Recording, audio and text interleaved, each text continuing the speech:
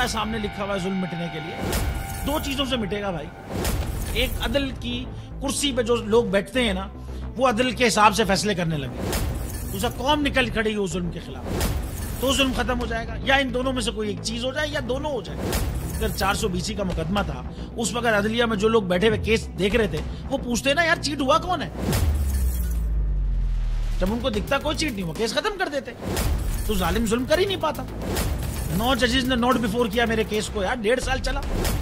शख्सी जमानत का case, same case Islamabad में कर दिया। एक ही इल्जाम पे 2 केस हो नहीं सकते भाई।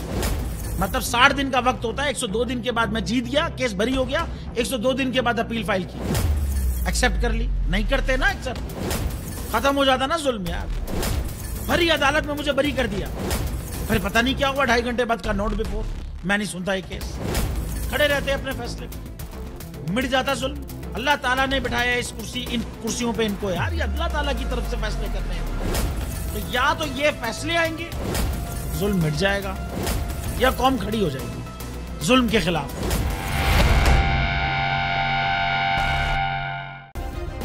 सब्सक्राइब करें और बेल दबाएं ताकि कोई खबर रह न जाए।